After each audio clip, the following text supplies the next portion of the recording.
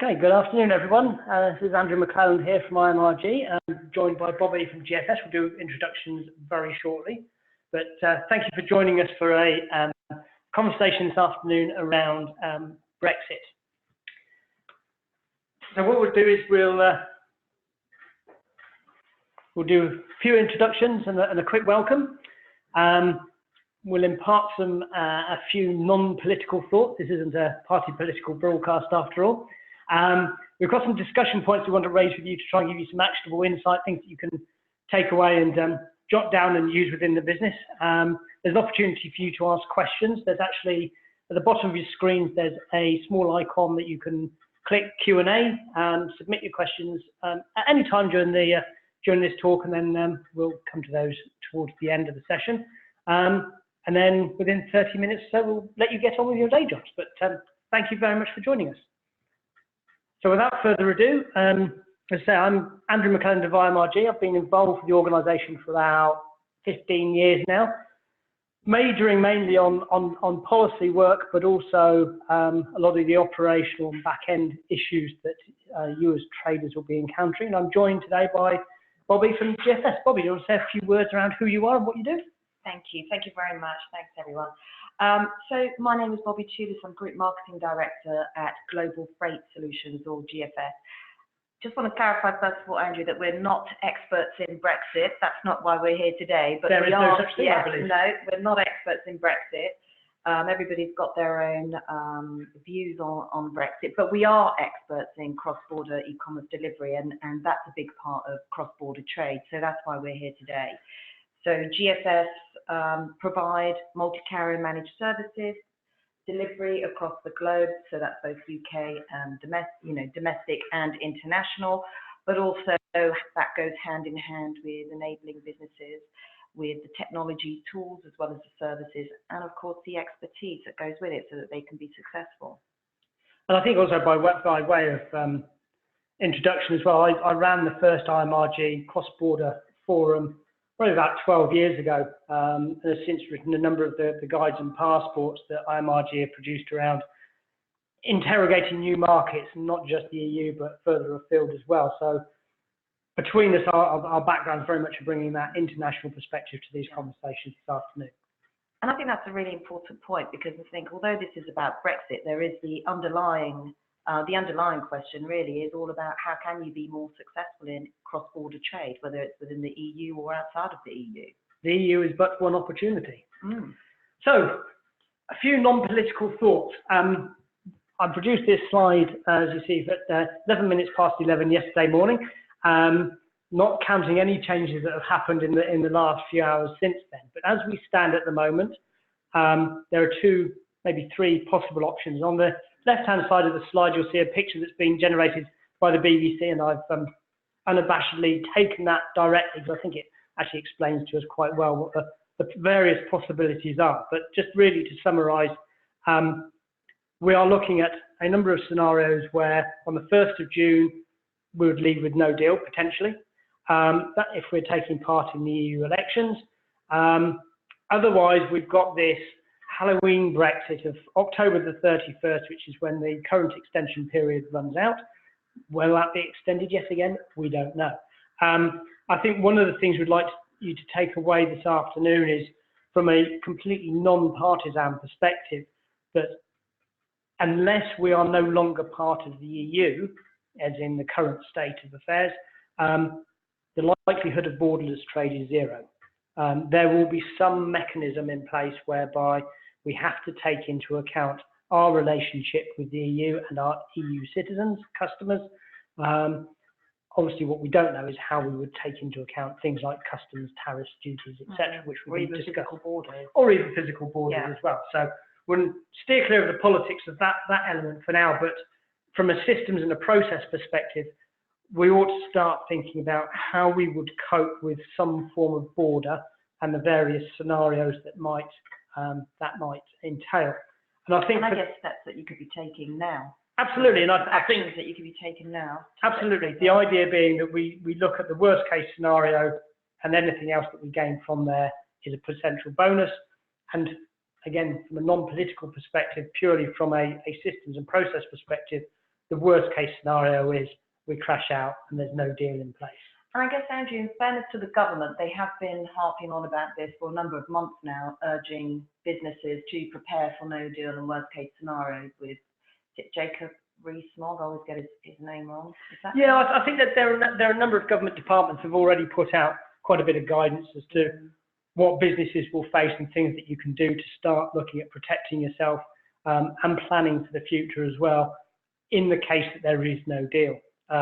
Obviously, we don't know what that scenario looks like in its fullest extent at the moment, but I think the general perspective is you ought to be taking some contingency plans. You ought to be looking at some of those scenarios and working out which ones you invest in, which ones you put on the back burner, and where you put your hard-earned pounds in terms of resource.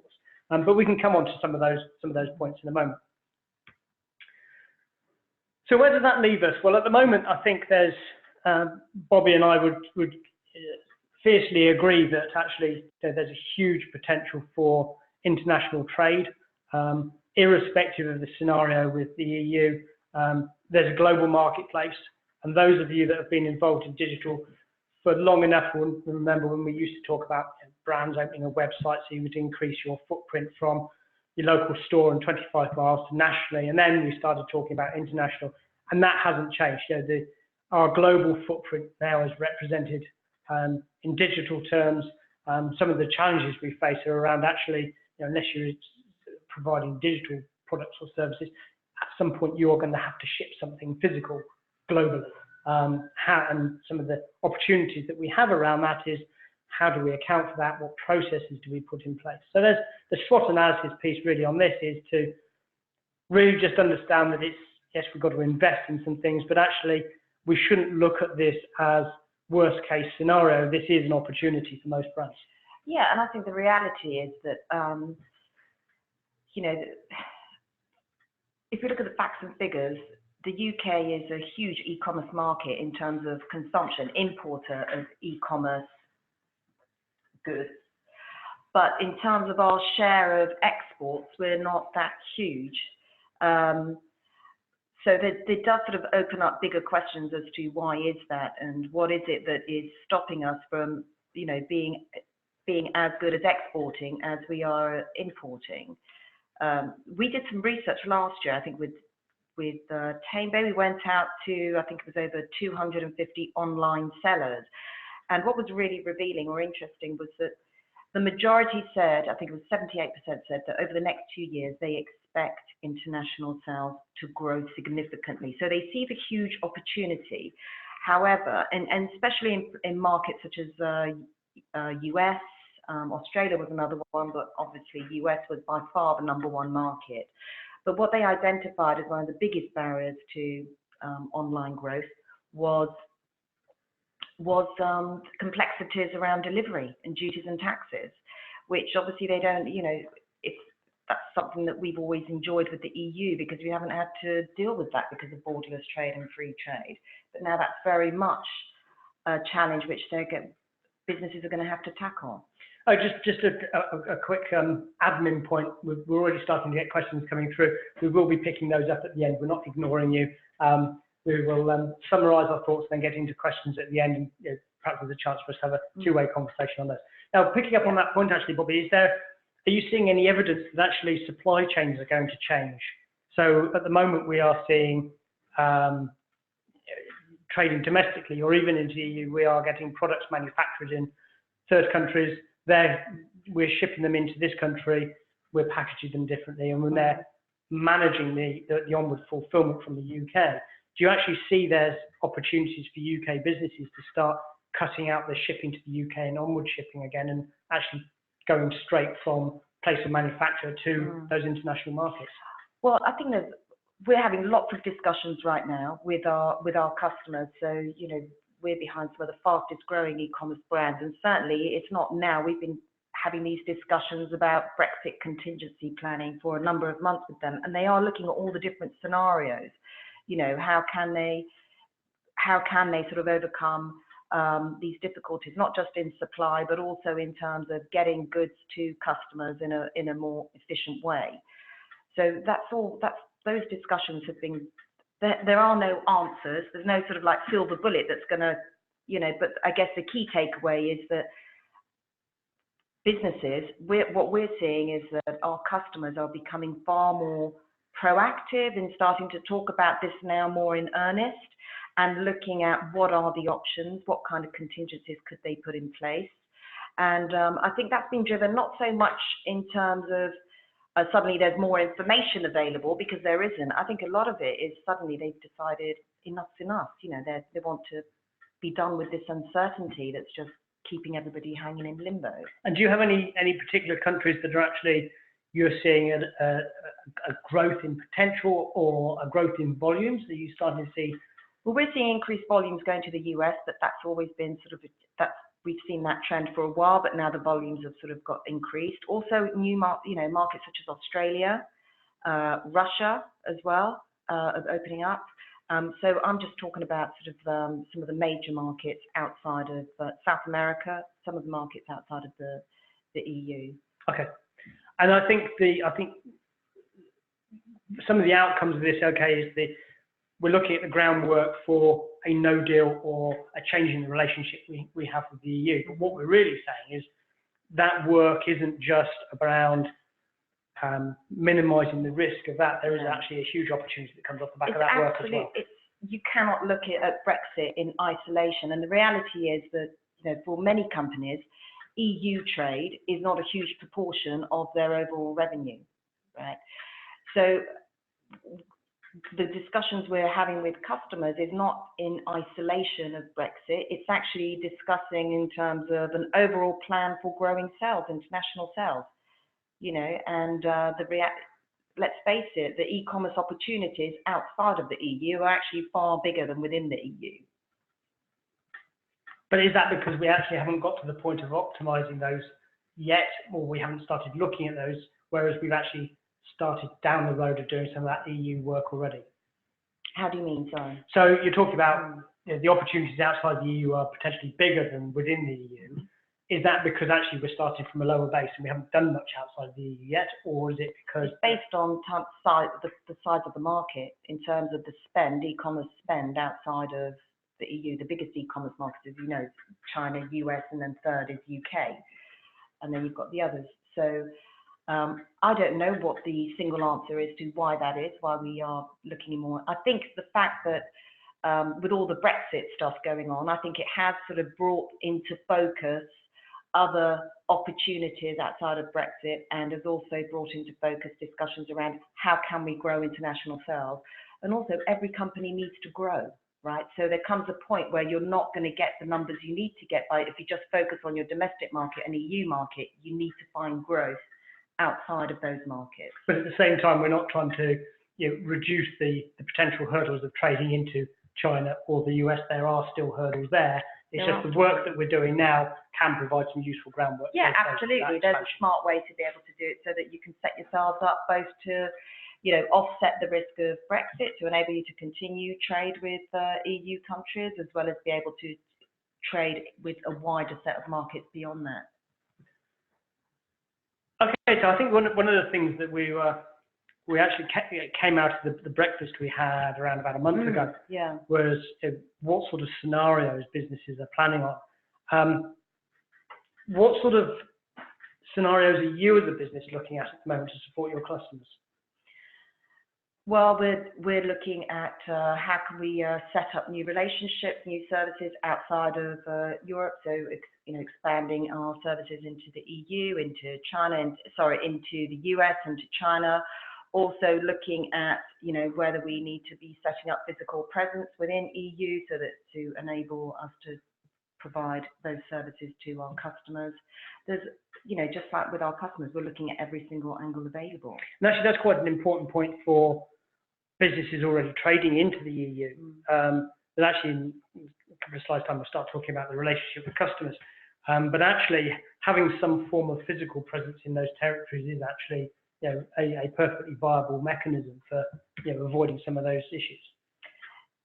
Yes, and I think that's where you really do need to start, enlisting the help of people that are experts in these areas, so that you can be fully informed as to what your options are.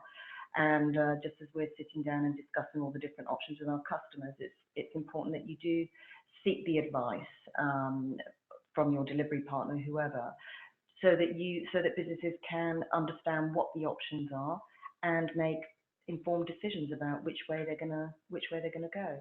Oh, that's quite an interesting point, because outside of IMRG, I'm DPO for a number of retailers. One of the things that we're looking at doing is actually having a EU presence so that we can represent them for the data protection element. Actually, that's just one component, isn't it? That's just one element of the relationship that we might have with the EU citizens. Yeah, in terms of data, yeah.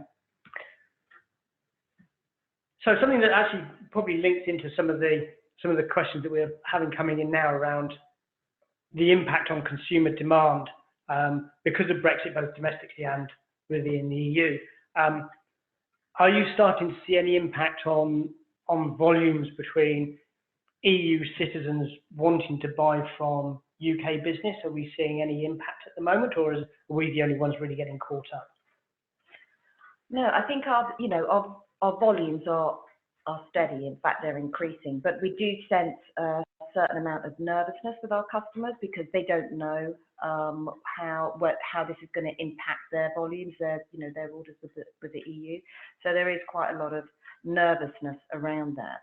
And I think that's something that we've been talking around, certainly on the usability of just for the domestic market, is understanding what the delivery offer is to the customer, being able to manage expectations and instead of peak times, like many of you will have heard Andy talk about Black Friday and managing the next day delivery options around that particular promotion period.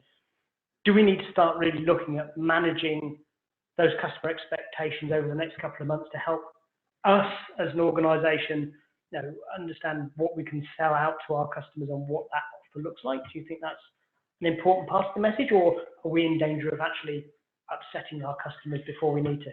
You talk about the EU. So if I'm a UK business and I've got customers in Germany or France, should we, I think it's a really, managing customer expectations is absolutely critical, whether you're talking about, whether it's a Brexit scenario or not. We know that it's best practice, which we saw from the IMRG home delivery report, right? So your consumers want to be kept informed, and the bad delivery experience is a delivery which hasn't met expectations.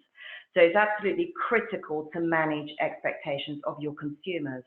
And I think there's absolutely no harm. In fact, I think it would be potentially a very good strategy to start communicating with your customers, informing them that, at least to reassure them that Brexit is not going to, stop them from being able to buy from you, but also to manage expectations in the event that, if there is more friction at borders, more complex, border checks and whatever else, that potentially goods may take longer transit times to get there. So, but I think more than anything, it is about managing expectations, communicating with your customers in those markets, so that they're not going to be potentially off-putting their purchase, delaying their purchase, or even spending it, buying it from somebody else, because what you don't want to do is lose revenue as a result of this. And the worst case would be that you lose the confidence of an EU customer from shopping with you, they find an alternative supplier, and you never win them back. That's it. That's exactly it.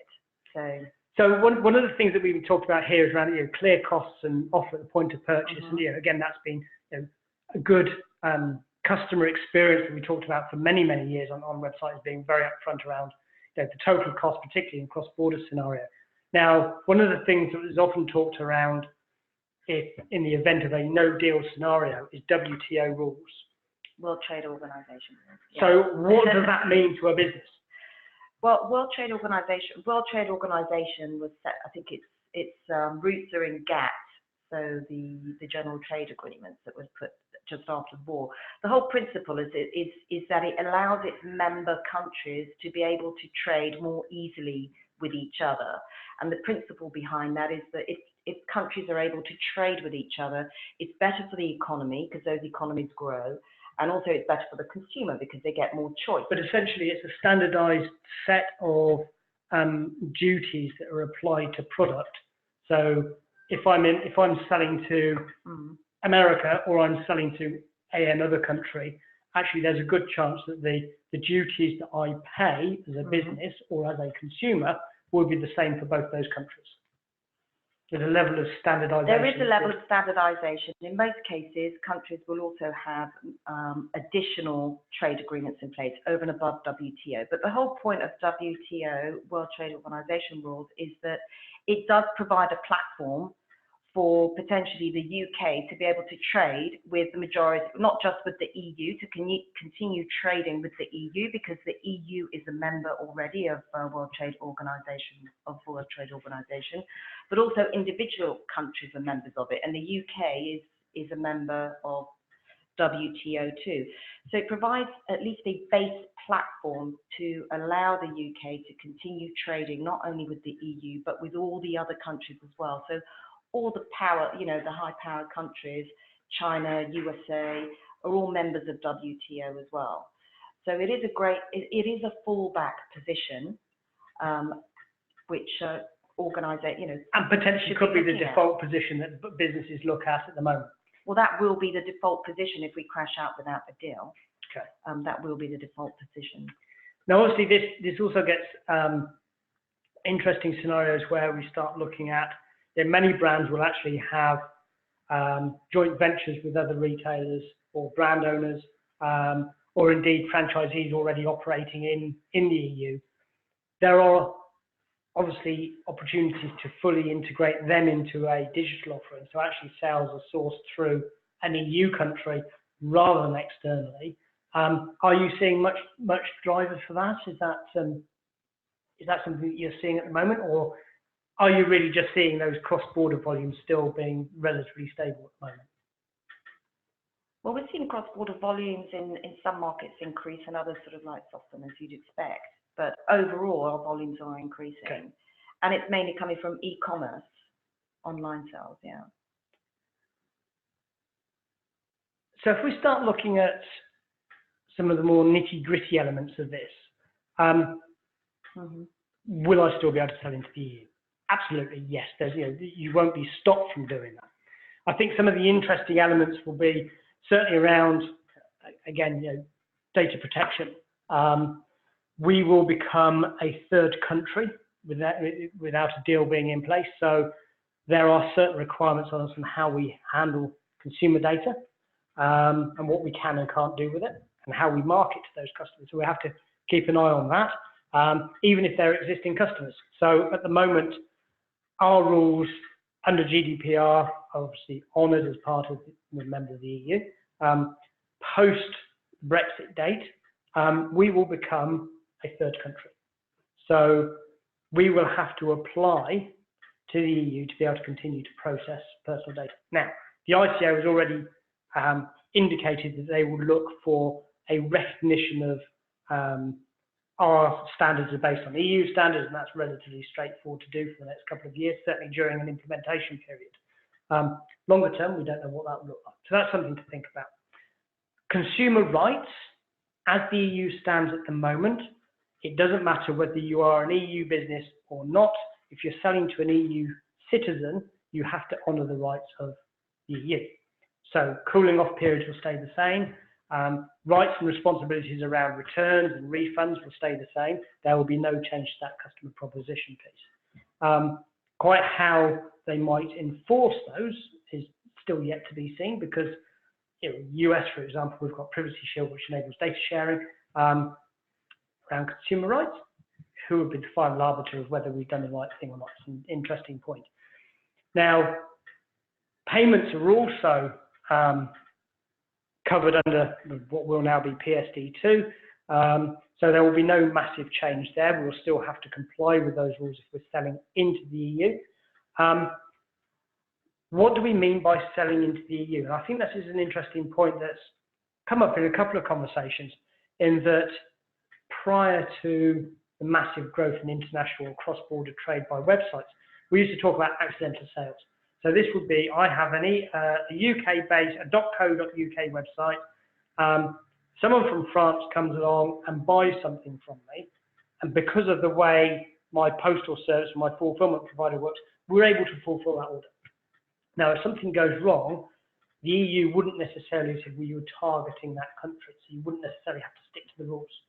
The minute you start providing localized services, changes in language, looking at the SEO, and you're starting to take into account local SEO rules, the way that products are described, you then start targeting to those territories. Yeah. As far as the EU is concerned, you're marketing to those citizens. So accidental sales will still take place. We're still okay with those, but the minute you start fine-tuning that proposition, you then become subject to all the aforementioned rules. Do you see any of the rules that currently impact on the fulfillment piece? Do you see any challenges to those if we crash out?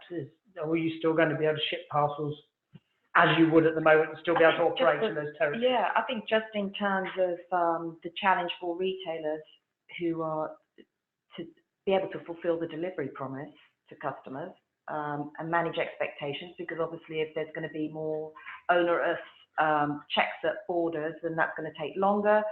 Could cost more money for retailers to do that because they need more services. They need different providers of that. I think those are going to be the key challenges. It's the whole managing the delivery experience and being able to do that in a way that's still commercially viable. And being able to take your customers on that same journey as well. Yes. Yeah. Okay, we've only got a couple of minutes left now, so we'll pick up some of the questions that we've been receiving. So one of those is around, are we seeing a Brexit impact on customer behaviour and spend? And what should we do with our forecasts? I think this is quite a tricky one in that at the moment there's lots of things impacting the UK market. I think outside of the UK, no one's actually talking about Brexit in the same way that we are. I haven't seen any evidence that... There's a lot of interest, I think. We are sort of, there's a lot of media interest to see how things are unfolding or not. But yeah. There's a lot of other macroeconomic factors that are impacting that. And I think now we've seen the can well and truly kick down towards the end of October. Actually, it's probably helping the travel agents a little bit better. It's giving them some certainty over the peak summer trading period. We probably won't see any impact till towards the end of the summer, I guess. Probably not, no. But I think it's about the opportunity cost. I think if there's one message I would give today, it's really about, even though it's been kicked out to October, we need to help organisations break this inertia and help them understand what are the actions and steps they can take that not only it's going to offset or provide some contingency for Brexit, but also set them up for international growth at the same time. But at the same time, it's important to understand you don't just switch on the new market just to replace what you're doing in the EU. It takes time, it takes investment. And there's different ways to do it, and this is all about being able to sit down and understand what the strategies are, whether it's a direct entry, whether it's indirect entry, there's different ways. You've got to work out your strategy. So just to quickly bring things to a close then, what are the key areas you think that retailers should be looking at in preparation? What are the priorities? Well, first of all, I would say there's 3 on the checklist, at least from our perspective, when we are discussing, plans with our customers. One is going to set yourselves up to trade under World Trade Organization rules. You need to get your products and your services classified. So you need to go through a process of adding harmonization codes to your products, because that's what's going to drive duties and taxes. So they all have to be mapped to that. And that's that they're going to need support to do that. The second thing is make sure that you've got, look at your website platforms. Do you have the right technologies in place, the right software in place, so that you can provide, give your customers transparency of duties and taxes, so they understand landed cost, what it may cost them. So not just the cost of the product or the delivery, but then what's the duties and taxes going to be on top of that. And then the third thing really is get some support, speak with delivery experts who can help you carve out what your strategy should be, both in terms of offsetting, making sure you've got a smooth transition into Brexit, but also more importantly, to help you open up the gateway to all those other markets as well. Excellent. So without further ado, I think we're more or less there on time. I know you guys have produced some guidance that just up on the site now, and the slide deck will be shared with attendees later. So without further ado, thank you very much, Bobby, for supporting the event. And for the attendees as well, thank you for spending 30 minutes of your precious afternoon. Thank you very much. Thank you.